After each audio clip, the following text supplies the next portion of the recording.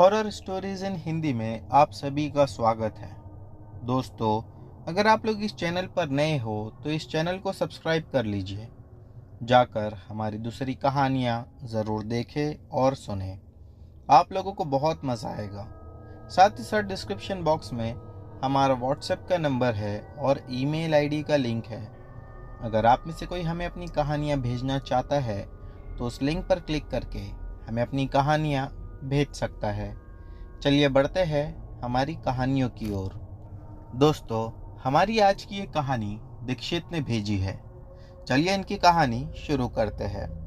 दोस्तों, घटना शुरू करने से पहले मैं आप लोगों को बता दूं कि उस समय जब ये घटना घटी थी तभी मुंबई शहर में टैक्सी ड्राइवर्स तो होते थे, लेकिन वो दो भाग में बटे हुए थे। एक टैक्सी ड्राइवर वो होते थे जो लोकल भाड़े मारते थे और दूसरे वो होते थे कि जिन्हें हायर करके हम एक दिन या 2 दिन के लिए कहीं दूर भी ले जा सकते थे। दोस्तों, ये घटना जो मैं आप लोगों को बताने जा रहा हूँ, ये एक ऐसी ही टैक्सी ड्राइवर की कहानी है जिसने उस समय मुंबई से काफ़ी लंबा रूट लिया हुआ था। जिस जगह पर उसे जाना था वो जगह मुंबई से 270 किलोमीटर की दूरी पर थी। मैं आप लोगों को प्राइवेसी की वजह से उस जगह का नाम तो नहीं बता सकता, लेकिन हाँ, कुछ लोकेशन मैं आप लोगों को समझा देना चाहता हूँ। वो जगह कुछ ऐसी थी कि ऊपर पहाड़ पे से जब एक तरफ नज़र पड़ती थी तो वहाँ गहरी खाई होती थी और दूसरी तरफ जब नज़र डाला जाए तो वहाँ पर सिर्फ और सिर्फ बड़ा विशाल सा समंदर दिखाई देता था। ऊपर बहुत कम लोगों की उस समय आबादी थी। आज तो वो पिकनिक स्पॉट बन चुका है। आज लोग वहाँ पर बार बार जाते हैं और आज तो उसे हॉट केक डेस्टिनेशन के नाम से भी कई लोग जानते होंगे। मैं अब आप लोगों को घटना सुनाता हूँ। जब ये घटना घटी थी उसके बाद जो ड्राइवर था वो 1 साल के अंदर अंदर ऐसी बुरी मौत मारा गया जिसके बारे में कोई सोच भी नहीं सकता था।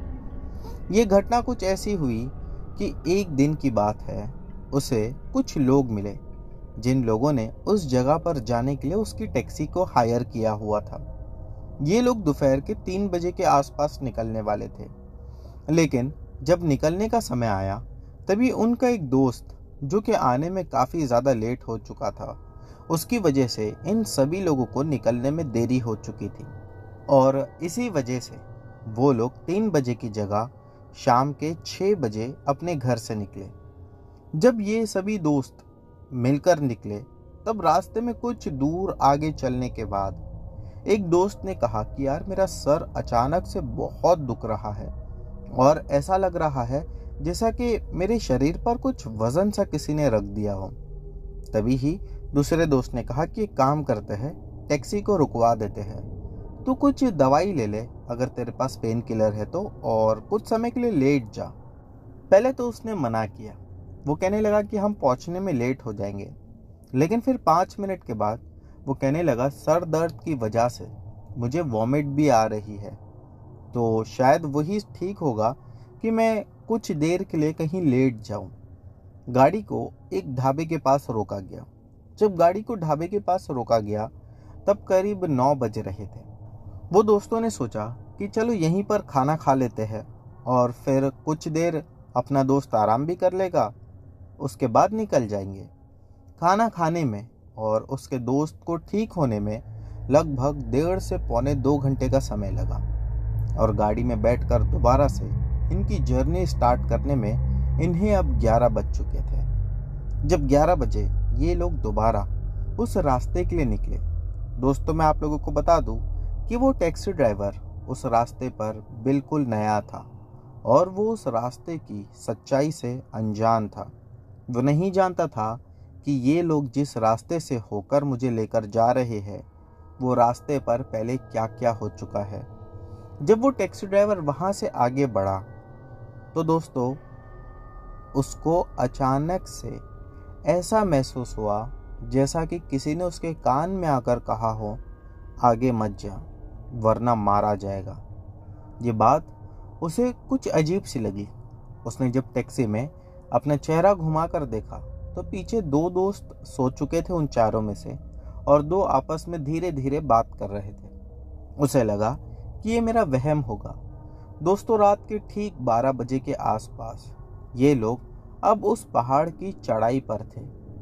कहा जाता है कि रात में उस समय, यानी कि आज से उतने साल पहले, वहाँ पर स्ट्रीट लाइट्स थी ही नहीं। इसीलिए सिर्फ और सिर्फ गाड़ी की हेडलाइट के सहारे ही उस पहाड़ की चढ़ाई को पूरा करना था।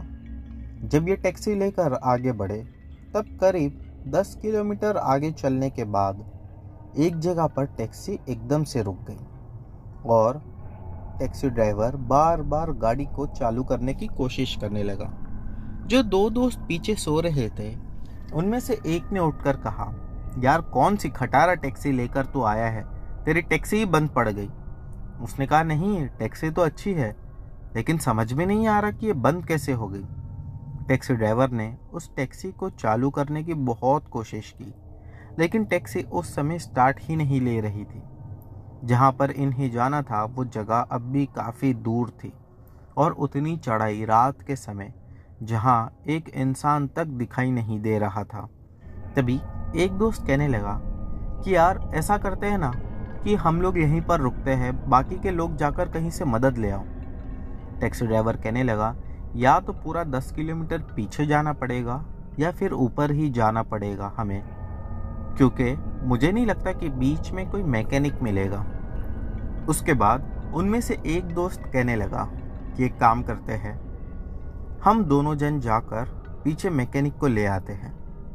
बाकी के दोस्तों ने कहा कि क्या तुम दोनों पैदल जाओगे? वो कहने लगा कि हाँ पैदल जाते हैं।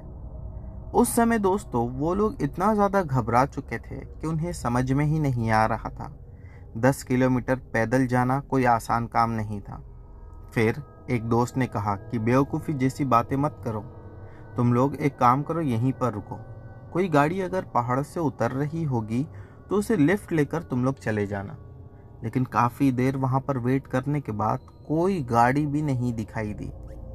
आपस में सब लोग बात करने लगे, कैसी जगह है, या क्या रात के समय कोई आता जाता नहीं है?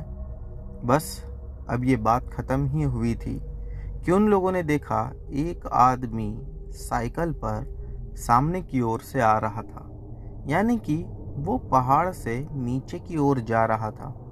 उसे देखकर सबके मन में उम्मीद की किरण जागी और सभी लोग उसके सामने जाकर खड़े हो गए।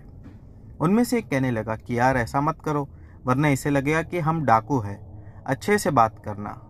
वो आदमी को लेकिन किसी चीज़ का कोई डर था ही नहीं। उसने बिंदास अपनी साइकिल रुकाई और इन लोगों को देखने लगा घूर कर। उनमें से एक कहा कि हम कोई चोर लुटेरे नहीं, बल्कि हमारी टैक्सी खराब हो गई है तो हमें हेल्प चाहिए, क्या आप हमारी कुछ मदद कर सकते हो? उसने उसी आदमी को या उसी लड़के को घूरते हुए कहा, नहीं। उसकी आवाज़ काफ़ी भारी लग रही थी। तभी ही दूसरे ने कहा कि आप कोई मैकेनिक का पता दे दो, हम लोग उसे बुलाकर गाड़ी ठीक करवा लेंगे। उसने कहा, मैं नीचे जा रहा हूँ, आप में से कोई अगर एक आना चाहता है तो साइकिल पर बैठकर पीछे मेरे साथ आ सकता है। आगे मदद मिलेगी या नहीं ये मेरी कोई गारंटी नहीं है। इसके बाद सभी दोस्त सोचने लग गए कि एक आदमी जाएगा और अगर नीचे मदद नहीं मिली तो वो अकेला ऊपर कैसे आएगा। उससे सभी लोग बात करने लगे और कहने लगे कि आप दो लोगों को नीचे लेकर चले जाओ, वो दोनों कैसे भी ऊपर आ ही जाएंगे। उसके बाद वो आदमी उनकी बात को मान गया और दो लोगों को साइकिल पर बिठाकर वो नीचे की ओर लेकर चला गया। और दोस्तों, बच्चे ये सब लोग ऊपर टैक्सी में बैठे हुए उन्हीं लोगों का वेट कर रहे थे।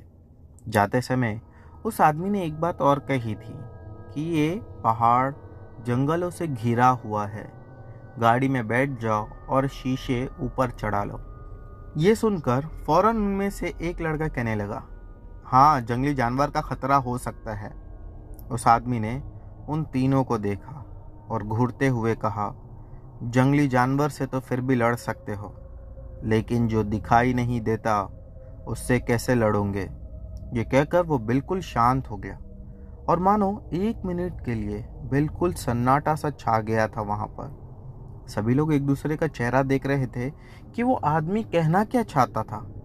फिर एक दोस्त हंसते हुए उस सन्नाटे को तोड़ दिया और कहने लगा, कह रहे ये मजाक कर रहे होंगे, चलो चलो हम निकलते हैं, हमें वैसे ही लेट हो रहा है और हम काफ़ी ज़्यादा थके हुए भी हैं।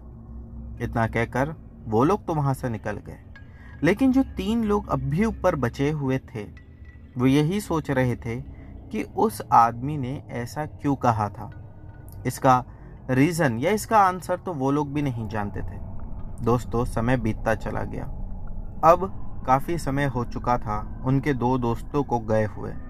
ये तीनों आपस में बात कर रहे थे कि क्या पता शायद उन्हें कुछ मदद मिली ही ना हो, इसी वजह से वो लोग ऊपर नहीं आए। मैं आप लोगों को बता दूं कि शुरू में तो उस ड्राइवर ने हेडलाइट ऑन रखी थी क्योंकि वह लाइट्स थी ही नहीं। लेकिन बाद में उसे ख्याल आया कि अगर मैं लाइट्स को ऑन ऐसी ही रखूँगा तो बैटरी ख़त्म हो जाएगी, और उसने बोनट खोलकर बैटरी से कुछ सेटिंग करके डायरेक्टली हेडलाइट्स को ऑन रखा था। उसके बाद उसने वो लाइट्स को भी बंद कर दिया। दोस्तों, अंधेरा इतना गहरा था कि उस समय रास्ते पर पड़ी हुई चीज़ भी दिखाई नहीं दे रही थी। यूँ समझ लीजिए कि बाजू में खड़ा हुआ आदमी को भी देख पाना असंभव था। और दोस्तों, एक अजीब बात ये भी इनके साथ हुई थी कि वो अमावस की रात थी। हर जगह बस गहरा अंधेरा था। थोड़े समय के बाद इन्हें बाहर से कुछ आवाज़ आई। वो आवाज़ ऐसी थी जैसा लग रहा था कि कोई आपस में बात कर रहा है। इनके मन में आशा की किरणें जाग गई थी। ऐसा लगा कि जो हमारे दोस्त गए थे वो लौट कर आ गए। तीनों ही एकदम से बाहर निकले और उन्हें ढूंढने लगे, या यूँ कहिए कि उनकी आंखें अपने दोस्तों को तलाश करने लगी, लेकिन इन्हें कोई दिखाई नहीं दे रहा था। फिर उनमें से एक दोस्त ने कहा कि अंधेरा इतना है, हमें बाजू में खड़े लोग नहीं दिखाई दे रहे। हो सकता है कि हमारे दोस्त आ रहे होंगे, लेकिन अंधेरे की वजह से हमें दिख रहे नहीं हैं। ये लोग कहने लगे कि हाँ, ये भी हो सकता है। तभी ही उनमें से एक दोस्त जोर से अपने दोस्त का नाम लेकर चिल्लाया, और जब चिल्लाया तब उसे दोबारा किसी की आवाज़ सुनाई नहीं दी। तीनों ही निराश होकर टैक्सी को टेक लगाकर खड़े हो गए। एक दोस्त की आदत थी उसमें से सिगरेट पीने की। वो उस अंधेरे में सिगरेट निकालकर पीने लगा। जैसे ही उसने लाइटर से अपनी सिगरेट जलाया, तब हल्का सा जो उजाला हुआ उसमें उसे लगा कि उसके सामने कोई खड़ा है। उसने एकदम से दोबारा लाइटर जलाकर देखना चाहा, लेकिन तब कोई नहीं था। उसे लगा कि यह मेरा वहम होगा, और वो वहीं पर खड़ा होकर बात कर रहा था। अब दोस्तों, समय और ज़्यादा निकल चुका था, लेकिन उनके दोस्तों का कोई पता नहीं था। फिर से ये सभी लोग गाड़ी में बैठ चुके थे। एक दोस्त कहने लगा कि यार मुझे बहुत नींद आ रही है, मैं थोड़ी देर सो जाऊँ क्या? दूसरे दोस्त ने कहा कि तू सो जाएगा तो मैं अकेला बोर हो जाऊंगा, चल कोई बात नहीं, सो जा। ये कहकर वो हंसने लगा। शायद माहौल को डर से निकालने की कोशिश कर रहा था, क्योंकि अब वो लोग डरे हुए थे और मन ही मन उन सभी के एक ही बात घूम रही थी कि आखिर उस साइकिल वाले ने ये बात क्यों कही थी कि जानवरों से तो लड़ लोगे, लेकिन जो दिखाई नहीं देता उससे कैसे लड़ोगे। दोस्तों, अभी उनका जो एक दोस्त था वो दूसरे दोस्त के गोद में सर रखकर सो चुका था। आगे बैठा ड्राइवर और पीछे बैठा हुआ दूसरा दोस्त, वो कांच को टेका लगाकर उसकी भी आंख लगने ही वाली थी कि एक जोर की आवाज़ ने इन सब की नींद उड़ा दी। वो आवाज़ कुछ ऐसी थी जैसा कि किसी ने बहुत बड़ा पत्थर ज़मीन पर फेंक दिया हो, बिल्कुल उनकी टैक्सी के बाजू में। आवाज़ सुनते ही सबकी नींद बिल्कुल से भागी और सब के सब गाड़ी से तुरंत ही बाहर निकले। बाहर निकलने के बाद देखा तो वहाँ पर कुछ भी नज़र नहीं आया। बहुत देखने की कोशिश की, फिर भी कोई चीज़ नज़र नहीं आ रही थी। वो तीनों ही आपस में बात करने लगे कि ये आवाज़ जो अब भी हमने सुनी है, ये आवाज़ कहाँ से आई और ये आवाज़ किसकी है।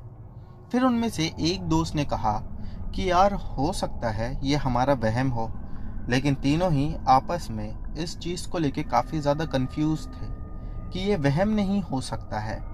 आवाज़ आई थी, ये बात तय थी। अभी ये तीनों बार बात कर ही रहे थे कि इन्हें अपने दोस्तों की आवाज़ दोबारा सुनाई दी। ये वहीं पर खड़े होकर अपने बाकी के दो दोस्तों का वेट कर ही रहे थे और इन्होंने देखा कि सामने से चलते हुए इनके दो दोस्त आ रहे थे। इन लोगों ने जब उनके करीब जाकर देखा और पूछा कि क्या बात है, दोस्तों ने कहा यार मदद तो नहीं मिली, लेकिन हाँ, वो साइकिल वाले ने हम लोगों से कहा कि अभी जाकर अपनी गाड़ी चालू करना, गाड़ी चालू हो जाएगी। मैं हंसने लगा। मैंने कहा साइकिल वाला पागल था क्या? अगर गाड़ी चालू ही होनी रहती तो तुम लोगों को बिठाकर क्यों लेकर गया? वो कहने लगा कि यही बात हमने भी उससे कही थी। तो साइकिल वाला हंसने लगा, कहने लगा कि जिसकी मैं वहां पर बात कर रहा था कि कुछ ऐसी शक्ति है जो दिखाई नहीं देती, वो तुम लोगों को वहां से आगे नहीं जाने देना चाहती थी, उसी ने तुम लोगों को रोक कर रखा था। उसकी बात सुनकर हम लोगों को हंसी भी आ रही थी और गुस्सा भी। फिर वो टैक्सी ड्राइवर आकर गाड़ी में बैठा और जब गाड़ी को उसने चालू किया तो गाड़ी चालू हो गई। हमें तो अपनी आंखों पर विश्वास नहीं हो रहा था। दोस्तों, उसके बाद ये सभी लोग वहां से ऊपर पहाड़ की ओर चढ़ने लगे और कुछ ही समय में जहां इन्हें पहुंचना था ये वहां पर पहुंच चुके थे। और वहां पहुंचने के बाद जो रात में दो दोस्त साइकिल पर गए हुए थे, उन्होंने सुबह होते ही एक अजीब सी डरा देने वाली बात बताई। उनका कहना यह था कि जो टैक्सी ड्राइवर है वो आत्मा उसका पीछा नहीं छोड़ेगी और वो उसे जान से मार देगी। टैक्सी ड्राइवर के मन में कहीं इस बात का डर था। हम लोगों ने कहा कि अरे ऐसा कुछ नहीं होता है, तू डर मत। बाकी सारे ही दोस्त उसे दिलासा देने लगे। और दोस्तों, ये बात सुनने के बाद उनमें से एक ने कहा कि अगर उसकी इतनी सारी बातें सच्ची हो सकती है तो हो ना हो उसकी ये बात भी सच ही होगी कि मुझे यानी कि टैक्सी ड्राइवर को कभी ना कभी कहीं ना कहीं वो आत्मा अपने साथ लेकर जाएगी। दोस्तों, वो लोगों ने उस दिन वहां पर आराम किया और जो काम के लिए आए थे वो सब वो लोगों ने खत्म कर दिया।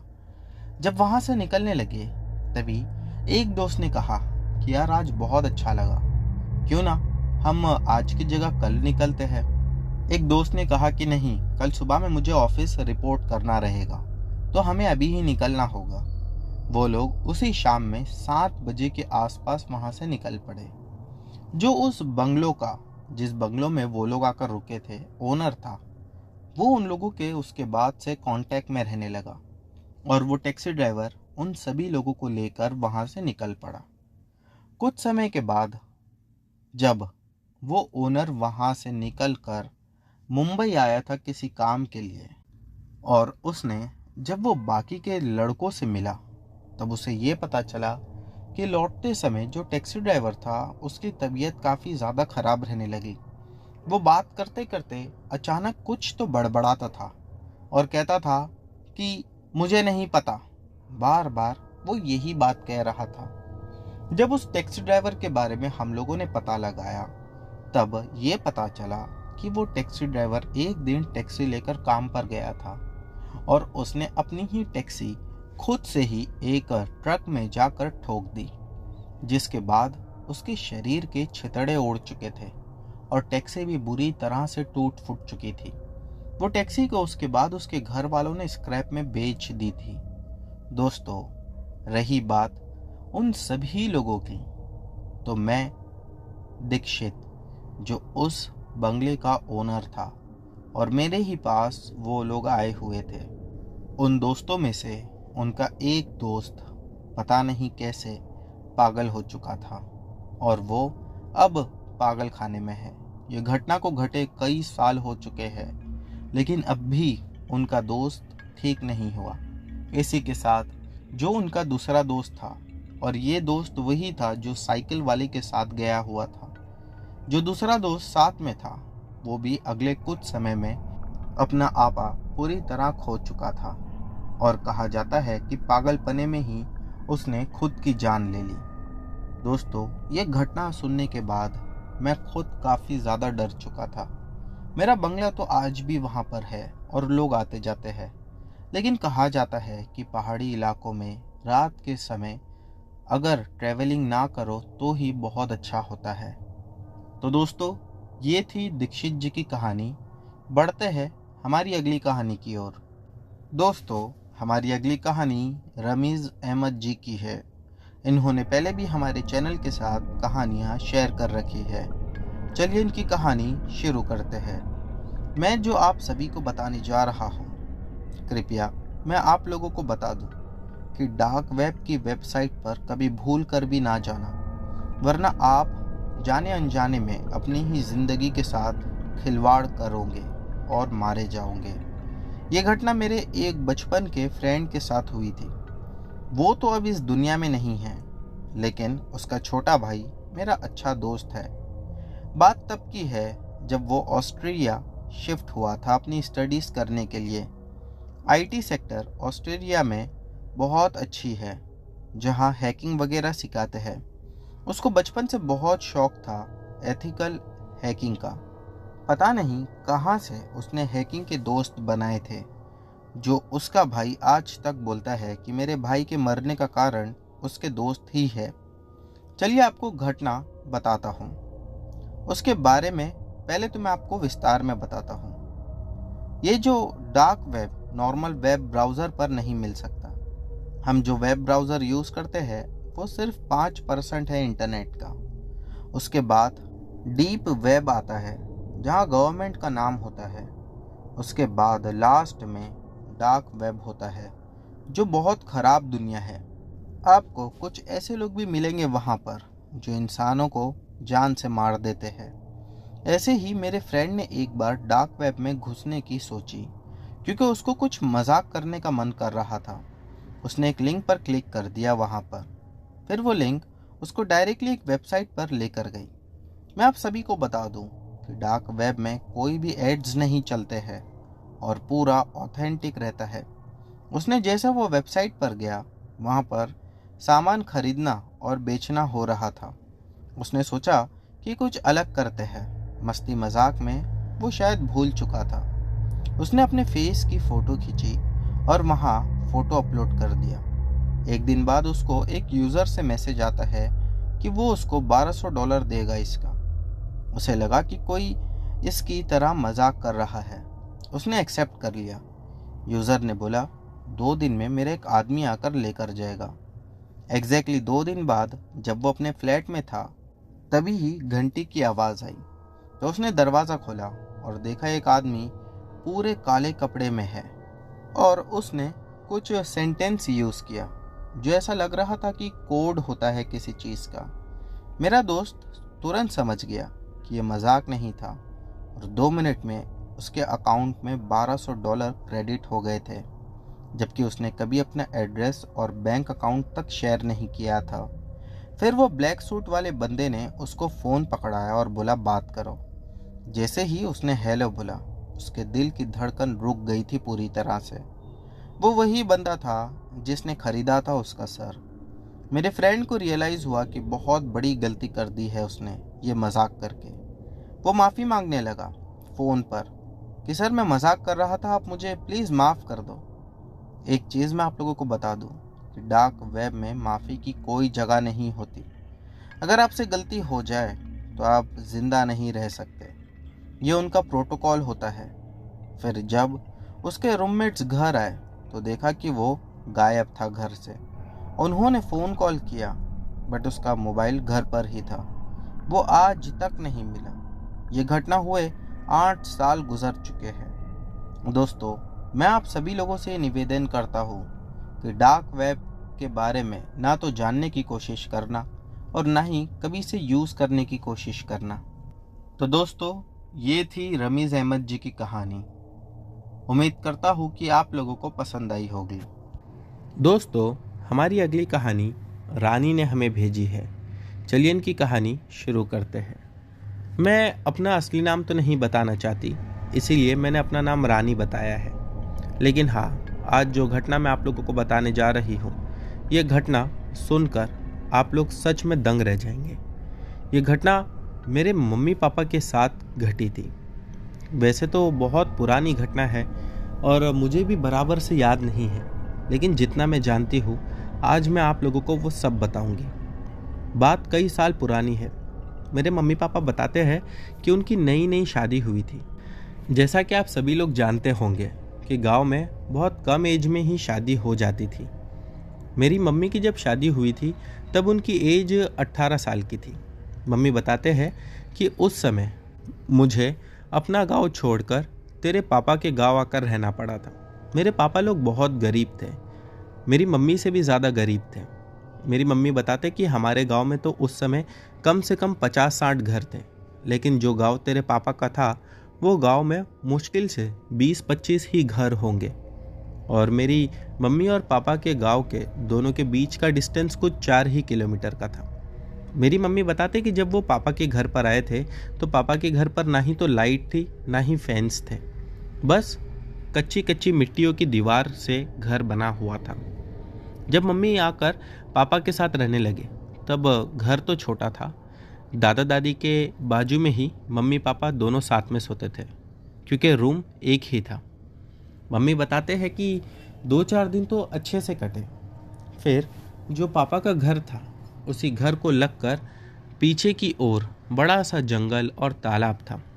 लोग दिन में वहाँ पर आते थे। कुछ लकड़हारे भी थे जो लकड़ियाँ काटने आते थे, तो कुछ अपना जंगल में काम करने के लिए आते थे। एक दिन शाम में 6 बजे के आसपास मैं पीछे की ओर बैठकर बाल बना रही थी अपने, कि मैंने देखा सामने से एक औरत चलते हुए मेरे पास आई। उसके हाथ पैर बिल्कुल काले थे। ऐसा लग रहा था कि जैसा कीचड़ में अभी नहाकर आई हो। वो मेरे पास आई, आकर रुक गई, और जो बाल मैं अपने बनाते हुए देख रही थी वो ये था कि वो मेरे पास आकर मेरे बालों को समेटने लगी। मुझे उसे देखकर समझ में नहीं आ रहा था कि ये क्या कर रही है और मेरे बाल क्यों उठा रही है। मुझे लगा कि शायद कोई पागल होगी। मैंने तो आज तक उसे देखा नहीं था। फिर मैं तुरंत उसे देखने के बाद घर में चले गई। मैंने जाकर जो मेरी सास थी उन्हें सारी बात बताई। वो कहने लगी कि ऐसा तो यहाँ पर कोई भी नहीं है, लेकिन हाँ, जब वो मुझे ये सब बात बता रही थी तब उनके चेहरे का रंग उड़ चुका था।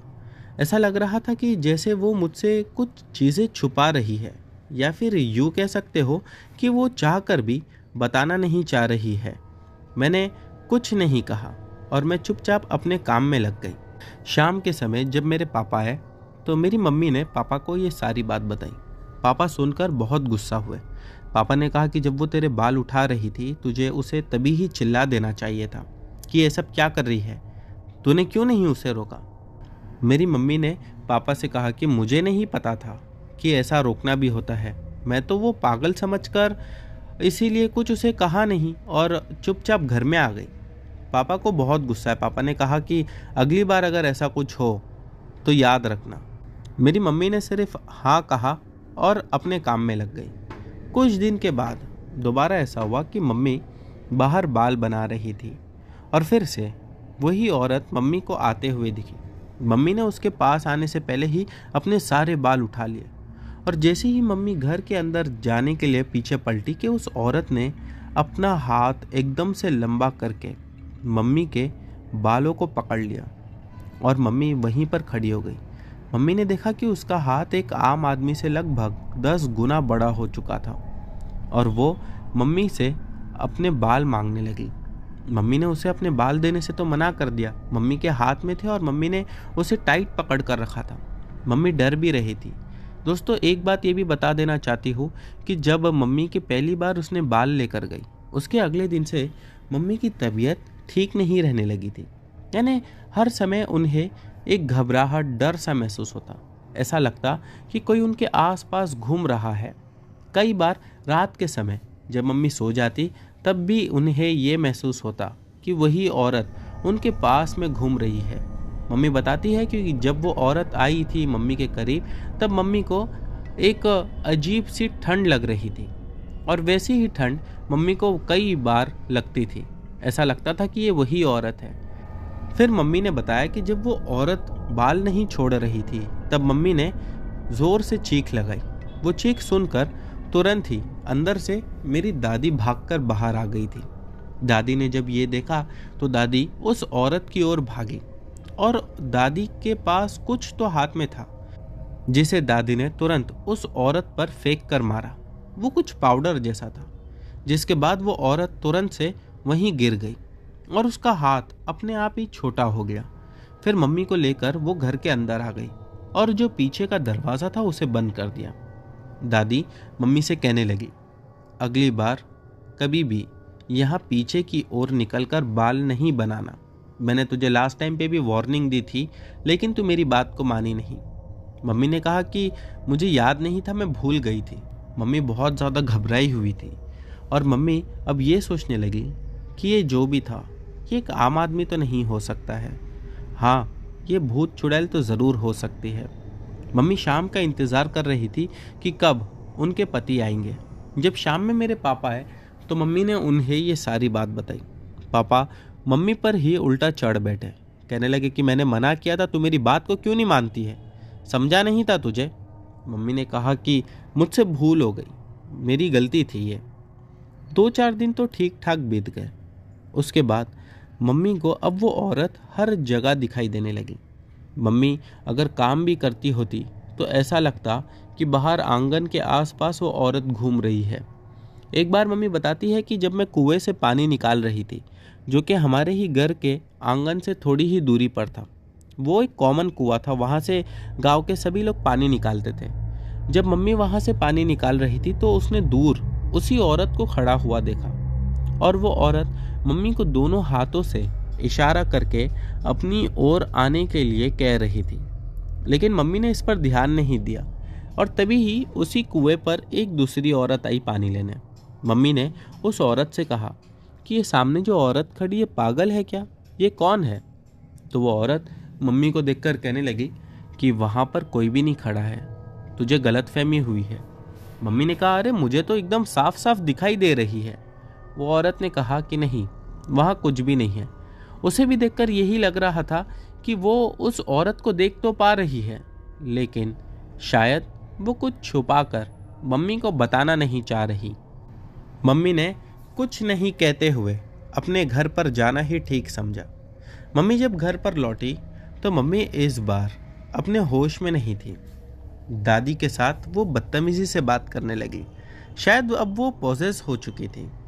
मम्मी ने जब दादी से ऐसी बात की तो दादी कहीं ना कहीं समझ चुकी थी कि अब शायद बात हाथ से निकल चुकी है।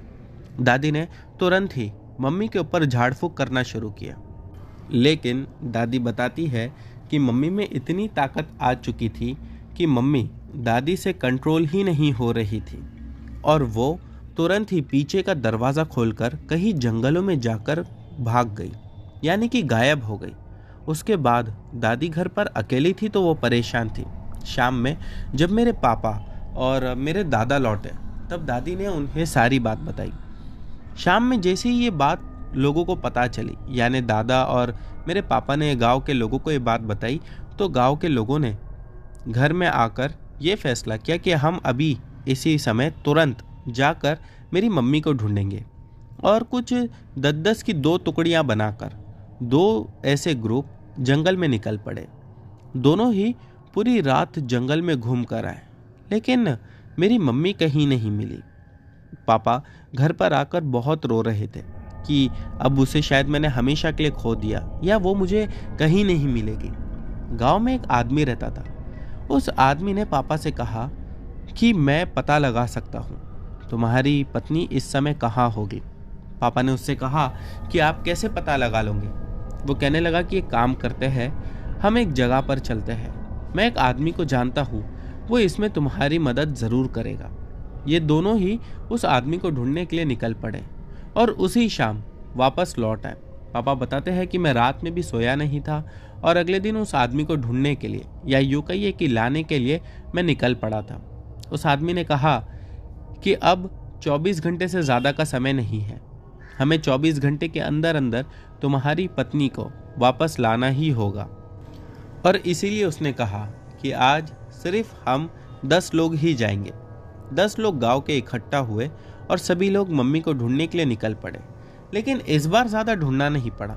शायद सच में कहीं ना कहीं वो आदमी जानता था कि मेरी मम्मी कहाँ मिलेगी। वो तालाब के पीछे की ओर लगभग 1 किलोमीटर और अंदर जाने के बाद काफी घना जंगल शुरू होता था। वहां पर एक पेड़ के पास उसने गया और पेड़ के पास जाकर उस पेड़ पर वो अपने हाथ से मारने लगा। कहने लगा कि बता, इसकी पत्नी कहाँ है। पापा बताते हैं कि हम सभी लोग खड़े होकर देख रहे थे कि ये क्या बात कर रहा है, पेड़ थोड़ी ना इसे जवाब देगा। तभी ही ऊपर से एक कौवा जोर जोर से चिल्लाने लगा और वो जमीन पर आकर गिर पड़ा। जमीन पर वो जब गिरा तब वो खून में नहाया हुआ था। ऐसा लग रहा था कि किसी ने उसे जानबूझकर मार दिया हो या ऊपर किसी जंगली जानवर ने उस पर हमला किया, इसीलिए वो गिर गया। बस इतना देखकर वो कहने लगा कि थोड़ी ही आगे तुम्हारी पत्नी मिल जाएगी। पापा ने कहा कि आपको ये कैसे समझा। वो बस पापा की ओर देखा और चुप रहने का इशारा किया। फिर ये सभी लोग वापस से आगे बढ़ गए मेरी मम्मी को ढूंढने। कुछ दूर आगे जाने के बाद मम्मी एक पेड़ के नीचे बैठी हुई दिखाई दी। मम्मी वहां से चाहकर भी हिल नहीं पा रही थी। पापा तुरंत मम्मी को देखकर उनकी ओर भागने लगे, लेकिन उस आदमी ने पापा का हाथ पकड़ लिया और आगे ना जाने का इशारा करते हुए कहा कि चुपचाप यहीं पर खड़े रहो, आगे खतरा है। पापा उसकी बात सुनकर वहीं रुक गए और आगे नहीं गए। फिर उसने मम्मी के पास धीरे धीरे अपने कदमों को आगे बढ़ाया और आगे जाने के बाद मम्मी के ऊपर कुछ उसने फूका, पढ़कर शायद कुछ तंत्र मंत्र पड़े होंगे, जिसके बाद मम्मी मानो एकदम से होश में आई और खड़े होकर रोने लगी। फिर वो पापा की ओर भागते हुए आगे आई। पापा अब भी डर रहे थे कि शायद उन्हें नहीं मिलना है, लेकिन उसने आंखें बंद करके पापा को इशारा करते हुए कहा कि मिल लो। मम्मी पापा से गले लगकर खूब रोने लगी, कहने लगी कि मैं कहाँ थी, मेरे साथ क्या हो रहा था। मम्मी को कोई होश नहीं था और मम्मी शायद पिछले 1-2 दिन से कुछ नहीं खाई थी जब से जंगल में थी। वो बहुत कमज़ोर हो चुकी थी। जब पापा से गले लगकर रोने लगी तो कहने लगी मुझे बहुत भूख लग रही है, मुझे कुछ खाना है। उस आदमी ने कहा कि इसे भी घर लेकर चलो। पापा को लग रहा था कि शायद बात यहाँ पर ख़त्म हो चुकी है, अब खतरा टल चुका है। जब मम्मी को घर लेकर आया गया तब उस आदमी ने कहा कि मुझे यहीं पर रुकना होगा, शायद 2 दिन 4 दिन, कितना समय लगेगा मैं नहीं जानता। पापा ने कहा क्यों? तब उस आदमी ने बताया कि वो चुड़ैल दोबारा आएगी और इस बार वो जब भी आएगी तो मुझे उसे सामने से भस्म करना होगा, या तो जो बाल उसने उठाकर ले गई थी तुम्हारी पत्नी के, वो बाल उसे मुझे वापस लेना होगा। 2-4 दिन तो ऐसे ही बीते। वो आदमी हमारे ही घर पे रहता था और मम्मी से कहता था कि पीछे का ही दरवाज़ा खोलकर तुम अपने बाल बनाया करो। मम्मी भी वैसा ही करते थे। मम्मी पीछे का दरवाज़ा खोलकर अपने रोज़ाना बाल बनाते, लेकिन हाँ, जितने भी बाल गिरते वो सभी मम्मी उठा लेते थे। फिर कुछ 4 दिन होने के बाद मम्मी जब एक शाम में पीछे बैठकर बाल बना रहे थे, तब मम्मी ने देखा कि वो औरत फिर से मम्मी को सामने दिखाई दी। इस बार वो आदमी भी चौकन्ना था। जैसे ही वो औरत मम्मी के पास आई, वो आदमी तुरंत, जो कि दरवाजे के पीछे छुपा हुआ था, सामने आया और आने के बाद उसने उसे पकड़ लिया। मम्मी बताते हैं कि उसने इतनी ताकत से पकड़ा था कि वो चुड़ैल भी चीखने चिल्लाने लगी। शायद उस आदमी की ताकत नहीं थी, लेकिन जो तंत्र मंत्र उसने पढ़ा हुआ था, ये ताकत उसकी थी। और वो पढ़कर फूंक कर कहने लगा कि अभी के अभी इस औरत के बाल दे, वरना मैं तुझे यहीं पर भस्म कर दूंगा या हमेशा के लिए ख़त्म कर दूंगा। उस औरत ने दूसरे हाथ से अपने बाल की चोटी में हाथ घुमाई और कुछ बाल निकाल कर सामने रख दिया। फिर वो जो आदमी था उसने वो सारे बाल को लिया और उस औरत से कहा कि दोबारा यहाँ पर कभी नहीं आना। वो औरत जब वहाँ से जाने को हुई तब उस आदमी ने उस औरत के सर पे हाथ रखकर एक दूसरा बाल खींच कर निकाला। वो औरत चीखने लगी और वो अपना बाल दोबारा मांगने लगी। उसने कहा नहीं, तुझ पर भरोसा नहीं किया जा सकता, क्या पता तू दोबारा फिर परेशान करे। अब जब भी तू परेशान करेगी तो ये तेरा बाल काफ़ी होगा, तुझे ख़त्म करने के लिए। इतना कहना था कि वो औरत चीखने चिल्लाने लगी और उस आदमी ने उसका हाथ छोड़ दिया। वो भागते हुए जंगल की ओर कहीं गायब हो गई। उसने मम्मी को सारे बाल दिए और कहने लगा कि जब भी अपने बाल बनाओ तो ऐसे ही रास्ते में अपने बालों को मत छोड़ा करो। दोस्तों, इसके अलावा एक छोटी घटना ये भी है कि हमारे गांव में मम्मी बताते हैं उसके कई दिनों के बाद लोग अपने बालों को छुपा कर रखते थे, डरते थे कि औरतों के बाल रास्ते पर कहीं नहीं मिले ताकि वो चुड़ैल फिर से हमला ना कर दे। एक औरत गांव में दूसरी और भी थी, उसे बहुत गुस्सा आता था। वो हमेशा यही बात कहती थी कि अगर किसी ने भी मुझे परेशान किया तो उसके बालों को लेकर मैं जला दूंगी। अब गांव के कुछ लोग उस पर शक करने लगे कि क्या पता वही चुड़ैल है, और फिर दोबारा से उस आदमी को ढूंढ कर बुलाया गया। लेकिन जब वो आदमी गांव आया तो वो कहने लगा कि ये चुड़ैल नहीं है, लोग इसे परेशान करते हैं, इसीलिए ये लोगों को धमकी देती है, इससे डरने की कोई बात नहीं।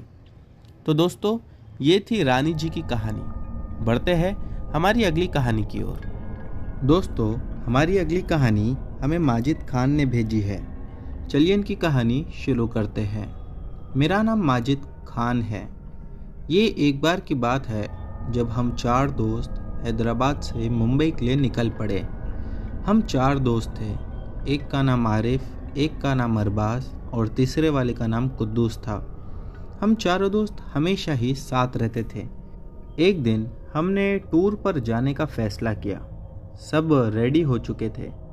हम सभी लोग टूर पर जाने के लिए प्लानिंग पहले से ही कर चुके थे और फिर हम सभी लोग टूर पर निकल चुके थे। हम जिस गाड़ी से जा रहे थे उस गाड़ी का फिर कुछ समय के बाद टायर पंचर हो गया था। हमारे पास एक स्टेपनी थी तो हमने गाड़ी का टायर बदलने का सोचा और हम गाड़ी का टायर चेंज कर रहे थे कि अचानक एक पेड़ पर पड़ी। वो पेड़ थोड़ी सी ही दूरी पर था, लेकिन मुझे कुछ अलग ही नज़र आ रहा था, मानो एक डरावना सा पेड़ लग रहा था। रात के कुछ 1 बज रहे थे। फिर मैंने मेरे दोस्तों को कहा, मुझे वो पेड़ कुछ अजीब लग रहा है, समझ में नहीं आ रहा है कि वो ऐसा क्यों है। दोस्तों ने कहा कि क्या समझ नहीं आ रहा, सब पेड़ एक जैसे ही है, तू ज़्यादा सोचता है। मैंने कहा यार यहाँ से जल्दी चलो। वो फिर मुझे देख के मुस्कुरा रहे थे। मैं फिर गाड़ी में बैठ गया। फिर मुझे ऐसा महसूस हो रहा था कि गाड़ी का टायर लग चुका था। फिर सभी लोग गाड़ी में बैठे। फिर गाड़ी स्टार्ट की और गाड़ी को जब स्टार्ट कर रहे थे तो गाड़ी स्टार्ट ही नहीं हो रही थी। मैं और भी ज़्यादा डर गया। मुझे ऐसा लग रहा था जैसा कि कुछ होने वाला है। सभी लोग गाड़ी से उतरे, गाड़ी को चेक किया, सब ठीक ठाक था। फिर समझ में नहीं आ रहा था कि गाड़ी स्टार्ट क्यों नहीं हो रही थी। वो रात कुछ ज़्यादा ही लंबी भी लग रही थी। अचानक वो पेड़ के पास से आवाज़ आई और वो आवाज़ कुछ ऐसी थी कि मुझे बचाओ, मुझे यहाँ से निकालो। हम सब वहीं पर देखने लगे, लेकिन वहाँ कोई नहीं था। फिर हम में से एक दोस्त था, वो कहा कि तुम दोनों यहीं गाड़ी के पास रुको, मैं और अरबाज जाकर देख कर आते हैं। तो मैंने पहले तो मना किया, लेकिन वो माना नहीं। मना करने के बावजूद वो वहाँ से उस पेड़ के पास चला गया और हम यहीं गाड़ी के पास उसका वेट कर रहे थे। अचानक गाड़ी की हेडलाइट ऑन ऑफ होने लगी। मैं और मेरा दोस्त दोनों ही देख रहे थे कि ये क्या हो रहा है अपने साथ। फिर हम गाड़ी से दूर चले गए। वो सड़क ऐसी थी मानो एक परिंदा भी नज़र नहीं आ रहा था। सुनसान रास्ता था, रोड पर एक लाइट तक नहीं लगी हुई थी। फिर मैं और मेरा दोस्त, हम 2 दोस्त इंतज़ार कर रहे थे कि अचानक हमारी गाड़ी के पास फिर वही आवाज़ आई कि बचाओ। मुझे और मेरे दोस्त को ऐसा लगने लगा कि कहीं ये हमारे ही तो दोस्त नहीं। हम बहुत ज़्यादा डर गए थे और धीरे धीरे हिम्मत जुटाकर हम दोनों भी उसी पेड़ के पास पहुँचे जहाँ पर हमारा दोस्त था। जैसे ही हम वहाँ पर पहुँचे तो हमें बहुत डर लगने लगा और हमने उस पेड़ के थोड़ी ही दूरी पर रुकने का सोचा। 30 मिनट तक हम वहीं पर रुके रहे। फिर हमारा दोस्त वहीं पेड़ से ज़ोर से हमें आवाज़ लगाया कि मुझे बचाओ। जब उसकी आवाज़ हमने दोबारा सुनी तो हम बहुत ज़्यादा डर गए। फिर हम दोनों ने ही कहा कि उन्हें अकेले छोड़कर जाना तो ठीक नहीं रहेगा और उनकी मदद के लिए हमें वहाँ पर जाना ही चाहिए और हम भी वहाँ जाएंगे। फिर हम दोनों और धीरे धीरे आगे बढ़े और वो पेड़ के एकदम नज़दीक चले गए। वहाँ कोई नहीं था। अभी हम सोच ही रहे थे कि वो दोनों कहाँ चले गए, तभी हम लोगों ने अपने दोस्तों की आवाज़ सुनी। वो आवाज़ गाड़ी के पास से आ रही थी। फिर हम दोनों ही भागते हुए उनके पास गए। मैं बहुत चिल्लाया कि तुम लोग कहाँ चले गए थे, तुम लोग तो वहाँ पेड़ के पास थे ना, यहाँ कैसे आए? तब उन दोनों ने कहा कि हम लोग तो कब से वहाँ से आ चुके हैं, हमें यहाँ पर आए हुए लगभग 15 मिनट से ज़्यादा हो चुका है। मैं और मेरा दोस्त बहुत परेशान हो गए। फिर हमने सभी लोगों ने सोचा कि आज हम यहीं गाड़ी में पूरी रात गुजार लेंगे और सभी गाड़ी में बैठ चुके थे। फिर जैसे ही हम सब बैठे वही आवाज़ दोबारा सुनाई दी, बचाओ बचाओ की। तो जो दोस्त पीछे बैठे हुए थे, यानी कि जो उस पेड़ के पास पहले गए हुए थे, वो सब मुझसे कहने लगे कि हम लोग वहाँ पर गए थे लेकिन वहाँ पर कोई नहीं था और ये आवाज़ पता नहीं वहाँ से कैसे आ रही है। और मेरा उनमें से एक दोस्त कहने लगा कि चलो एक बार और देखते हैं। तभी मैंने उन लोगों को डांटा कि कोई कहीं नहीं जाएगा, सब चुपचाप बैठे रहो और सब एक साथ में रहो। मैंने सबको बोला कि सभी लोग प्रे करो कि हम यहाँ से ठीक ठाक निकल जाएं। हम सब बैठे रहे। गाड़ी की लाइट जो अंदर लगी हुई होती है वो अपने आप ऑन हो गई और सब बहुत ज़्यादा डर गए। सब ने कहा कि यार ये क्या हो रहा है हमारे साथ। हम सब ने एक साथ प्रे करना स्टार्ट किया। थोड़ी ही देर में वो फिर नॉर्मल जैसी हो गई, यानी कि बंद हो गई थी। ऐसे ही करते करते 2 बज चुके थे। फिर हमने गाड़ी को लॉक किया और सब एक साथ बैठ गए। सब एक दूसरे से यही कह रहे थे कि हमारे ही साथ ऐसा क्यों हो रहा है। फिर यही बात बार बार कहने के बाद में भी मैंने उन लोगों से कहा कि एक ही बात को बार बार कहकर क्या मतलब है, बस शांत रहो, ये बुरा वक्त जल्दी से निकल जाएगा। हमारी गाड़ी का जो पिछला हिस्सा था उसमें से आवाज़ आई अचानक से और अब भी वो आवाज़ बचाव की ही आ रही थी। फिर हम में से एक दोस्त को गुस्सा आया। वो कार से निकला, पीछे गया। उसने देखा तो उसे कुछ भी नज़र नहीं आया। हम सभी ने उसको बहुत डांटा और कहा कि बताया था ना कि नहीं निकलना है, तो बिना पूछे बिना कुछ सोचे समझे क्यों निकला। वो थोड़ा और गुस्से में आया और कहने लगा कि कौन है, मेरे सामने आना, ऐसा पीछे से क्यों चिल्ला रहा है। ऐसा कहकर वो दोबारा गाड़ी से बाहर निकलना चाह रहा था, लेकिन हम लोगों ने उसे रोक दिया। उसने कहा जब, तो उसके 2 मिनट के बाद हमारी गाड़ी हिलने लगी। हम सब बहुत ज़्यादा परेशान हो गए। फिर उतने में ही एक आदमी दिखा जो उस अंधेरी सड़क पर साइकिल पर जा रहा था। हमने उसे रुकवाया और कहा कि यहाँ कुछ हमारे साथ अजीब सा हो रहा है। तो उसने बताया तुम सब मेरे साथ आओ। फिर सब साथ जाने के लिए रेडी हो गए। मुझे तो वो आदमी भी देखकर कुछ अजीब लग रहा था, मगर उसके अलावा कोई ऑप्शन ही नहीं बचा था। हम सब जाने के लिए रेडी हो गए। वो हमें 200 या 300 मीटर की दूरी पर ले गया और कहा इस रास्ते पे सूरज डूबने के बाद कोई आता जाता नहीं है, क्योंकि इस रास्ते में बहुत सारे लोग मर चुके हैं। मैंने अचानक से उससे पूछा कि मर चुके हैं तो उससे हमारा क्या लेना देना। वो फिर कहने लगा कि तुम लोग कितने टाइम से यहाँ पर है। हमने कहा कि 2-3 घंटे से यहीं हैं।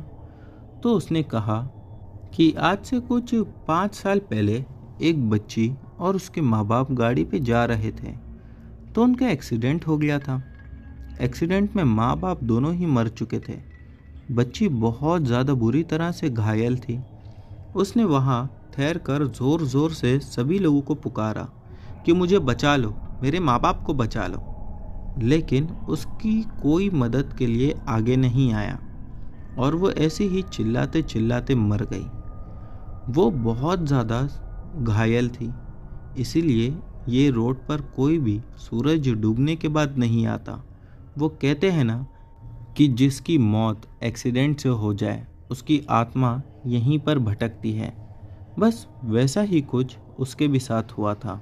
मैंने तुरंत उनसे एक सवाल पूछा कि अगर यहाँ पर सूरज डूबने के बाद आना जाना मना है तो आप यहाँ पर कैसे, वो भी इतनी रात में। वो आदमी कहने लगा कि जिस दिन उनकी मौत हुई थी, जिस रात में, उसी रात के अगली सुबह में मैं यहाँ से गुज़र रहा था, तो मैंने ही उन सभी लोगों को लेकर हॉस्पिटल पहुँचा दिया था, यानी कि उनकी लाश को लेकर। तो अब मुझे वो लोग शायद इस वजह से परेशान नहीं करते। फिर वो कहने लगा कि चलो अब तुम लोग तुम्हारी गाड़ी के पास चलो। हम सब वो बाबा के साथ ही, यानी उस आदमी के साथ गाड़ी के पास गए। वो बाबा गाड़ी को देखकर चुपचाप कहने लगा कि गाड़ी में बैठ जाओ। फिर वो बाबा चीख चीख कर पुकार रहा था कि इनको कुछ मत करो, इनको यहाँ से जाने दो, इन्होंने कुछ नहीं किया है। और फिर अचानक से आवाज़ आई कि चले जाओ, बस इतना था। फिर बाबा ने कहा कि तुम यहाँ से थोड़ी दूरी पर जाकर रुक जाना, क्योंकि तुम लोग बहुत ज़्यादा घबराए हुए हो और तुम्हें आराम की ज़रूरत है। हम सभी लोग वहाँ से निकले और जब निकलने लगे तो वो बाबा ने हमारे हाथों पर एक लाल रस्सी या डोरी बांध लिया। कहने लगे कि इसे मत निकालना। हमने वो सभी अपने हाथ पर बांधा और वहाँ से जल्दी जल्दी निकल पड़े। फिर तभी ही गाड़ी में हम सभी लोगों ने ये निर्णय लिया कि अभी कोई भी आवाज़ आएगी तो हम पीछे पलट कर नहीं देखेंगे। बाबा ने कहा कि जल्दी से यहाँ से चले जाओ, तो बस उनकी बात का पालन करना है। दोस्तों, एक बात अजीब ये थी कि जब बाबा ने चिल्लाकर कहा कि इनका कुछ मत बिगाड़ो और इन्होंने कुछ नहीं किया है, हमारी गाड़ी तो बंद थी। तो उन्होंने कहा था कि अब गाड़ी चालू करो। हमने कहा गाड़ी बंद है। उन्होंने गुस्से में कहा कि गाड़ी चालू करो, अब गाड़ी चालू हो जाएगी। और सच में हमने गाड़ी चालू की और गाड़ी चालू हो चुकी थी। हम वहाँ से तो आगे निकल गए, लेकिन हम सभी लोग बहुत ज़्यादा परेशान थे कि हमारे साथ ये क्या हो गया था।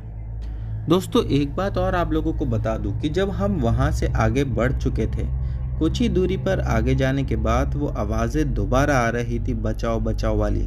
लेकिन इस बार ना हमने पीछे देखा और ना ही उस आवाज़ के लिए कहीं पे भी रुके, बस आगे बढ़ते ही चले गए और कुछ ही टाइम के बाद हम उस रास्ते से निकल चुके थे।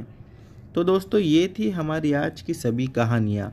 उम्मीद करता हूँ कि आप लोगों को पसंद आई होगी। दोस्तों, इनमें से जो भी कहानी आप लोगों को अच्छी लगी हो उसके बारे में नीचे कमेंट सेक्शन में लिखना मत भूलना। चैनल पर नए हो तो बिना सब्सक्राइब किए मत जाना। मिलते हैं हमारी अगली वीडियो में।